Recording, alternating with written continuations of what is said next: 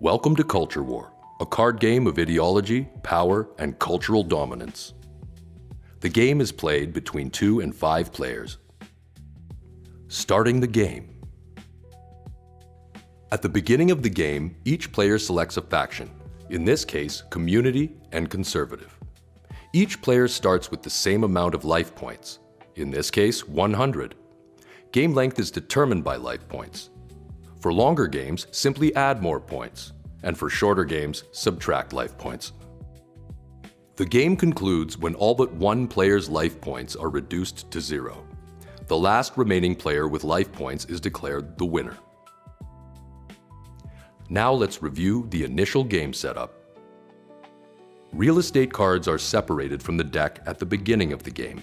One real estate card is placed face up before the player, and 3 capital coins are placed on it. A base unit, a unit with 0 attack and 0 defense and 0 abilities, is removed from the deck and placed into play. This is the unit you begin the game with. The player then shuffles their deck and draws 5 cards. This is your starting hand. Dice are rolled, and the player with the highest roll goes first. Turns continue clockwise from that player. Turn structure. Each player's turn is comprised of 4 phases: resource collection, buying cards, combat, and end of turn. Phase 1, resource collection. At the beginning of each player's turn, they draw a card. And each player's real estate generates 1 capital coin per real estate, per turn. But note that on the first turn of the game, players do not draw a card, nor do they get an additional capital coin. Each real estate card can hold a maximum of 3 capital coins. This encourages players to keep the pace of play moving forward. Phase 2, buying cards. At this point in your turn, you may choose to buy cards from your real estate pool or your hand. If you want to buy a second real estate, it costs 2. The third costs 3, and so on. Or say you wanted to buy a unit or event. You pay the capital cost and put the card into play. Culture War is as much about managing resources as it is about combat. Phase 3, combat. Combat is conducted 1 unit at a time. Select your first unit to attack, push it forward, and choose the enemy unit it is attacking. Battle is conducted by each player rolling their dice. When attacking, the attack value is added to the dice roll.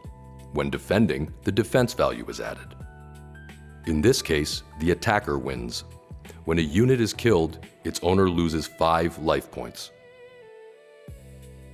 If you fail an attack, you lose 2 life points, but your unit stays alive on the board.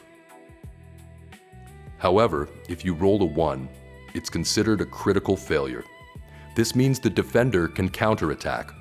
Counterattack turns the defender into the attacker and gives them a chance to defeat your unit.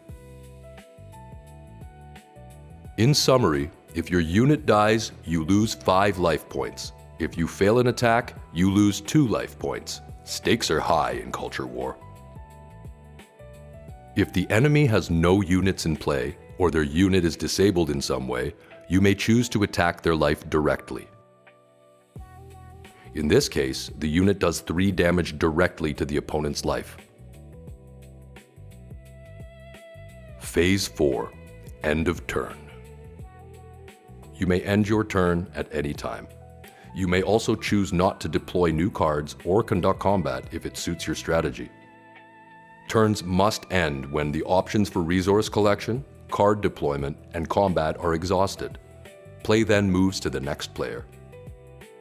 The game concludes when all but one player's life points are reduced to 0.